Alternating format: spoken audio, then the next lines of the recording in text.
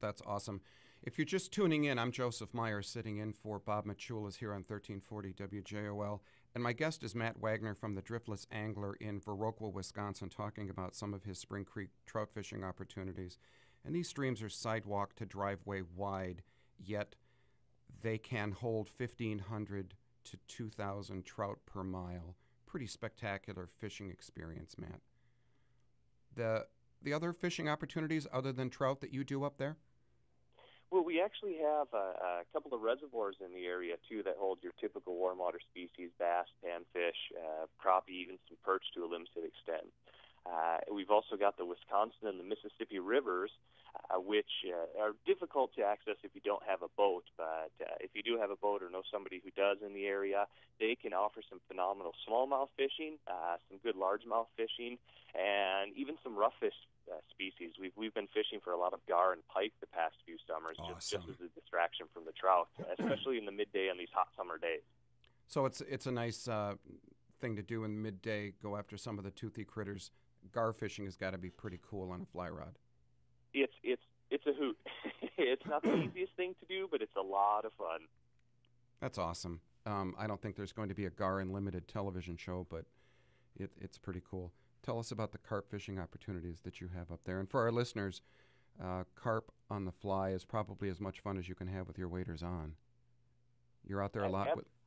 Go ahead, Matt. Absolutely. Carp fishing is kind of an up-and-coming thing. In the States, carp are regarded as a trash fish. A lot of people go out and hunt them with bow and arrow and toss them on the bank and just kind of leave them to rot or use them as garden fertilizer. We're overseas in England and in Europe especially. They're one of the most prized game fish. They're very, very difficult to catch. They have a lot of mechanisms that make them, a very wily prey for sure. And in terms of a game fish, they pull like crazy. In this area, most of our fishing is done in moving water on some of the smaller warm water streams. And then on the bigger rivers like the Wisconsin and the Mississippi, if you have a small john boat, you can actually pull around or row around or use a trolling motor on some of the flat water and stock them that way too. Very similar to the way that you fish for redfish down on the Texas coast or even bonefish down in the Bahamas or on the Florida as well. You use the term stock. You really are casting two-sided fish, yes?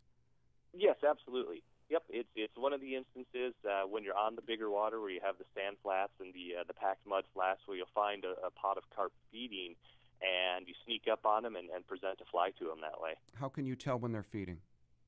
When a carp feeds in the flats, you're usually looking for their tail sticking out of the water. They'll tilt their head down and use their mouth to vacuum stuff up off the bottom, and then their tail kind of breaks the water there, and that shows that they're feeding.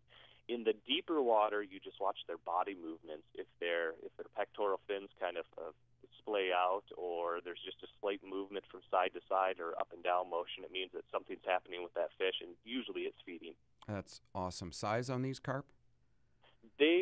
They're not going to be your giant carp like you get up on the Great Lakes in Door County or on the Traverse Bay area, but they're going to run in the 6 to 8 pound up to about 15, 20 pounds. Even so, an 8-pound carp is going to beat you up pretty good, yes? Absolutely. They're little freight trains when you hook them. That's just awesome, and that's why we go after that. We're talking with Matt Wagner of the Driftless Angler, has a lovely website, driftlessangler.com. And for our listeners who did not get up and go get a pencil to write down the websites that we launched into today, I have information on my website, onemorecast.com. There is a link on my homepage to Matt's website, driftlessangler.com. Again, Matt is the owner of the Driftless Angler Spectacular Fly Shop in Viroqua, Wisconsin, about 4.5 hours from my shop. Matt is at ground zero for all of the trout fishing in southwest Wisconsin with just spectacular opportunities. Stop in his shop, say hello to Jerry. Beautiful, beautiful little shop that you have there, Matt, in a gorgeous old building. Tell us about that shop and give us a recap of what you do out of there, please. Sure. As you drive through southwest Wisconsin, you run into a bunch of the smaller farm towns that still have the buildings that were pre-1900s. Our building was built in 1898. Well, I haven't found any records what it originally was. It's been numerous businesses over the years, a couple of restaurants. For quite a while, it was Hanson's Shoe Store, which seems to be what everybody remembers it as.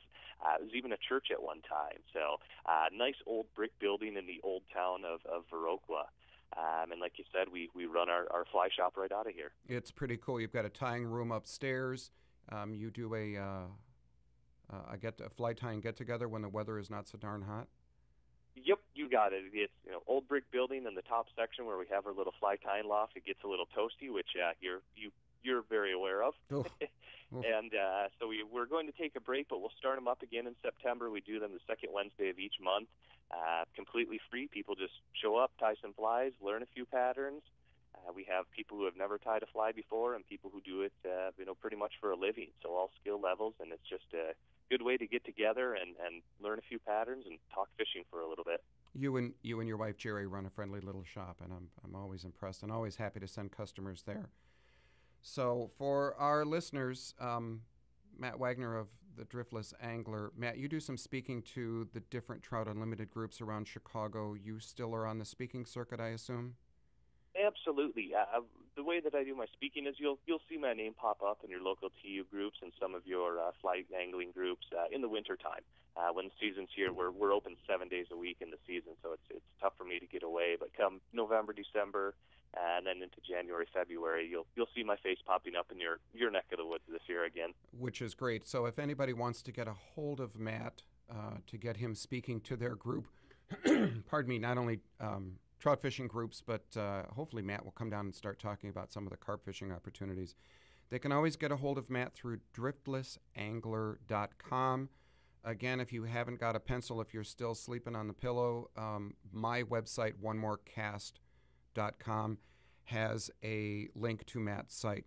Matt, thank you very much. I'm just delighted to have you here as a guest. Say hello to Jerry for me, and we'll see you September 10 and 11 when I'm up for my cooking school. I'm going to poke my head in and grab some hoppers and head out for a stream later on that Sunday. That sounds great. And I'll plug your cooking school as well. We've had quite a few of our customers who have come in and ranting and raving about the cooking school, and it's a great way to take advantage of both the trout angling, especially in September. The fishing starts getting really, really good again around that time in September, as well as tapping into some of our local organic produce and seeing a bit of the funkier side of Viroqua as well. The funkier side, and then heading around the corner to the winery. Vernon Vineyards Winery is just an amazing little place. Exactly. And they do a nice job. Well, Matt, thank you again. Heather, we're going to head to a commercial, and we'll be back with our next guest. Have a great day, Matt. Thanks. You too, Joseph. Goodbye.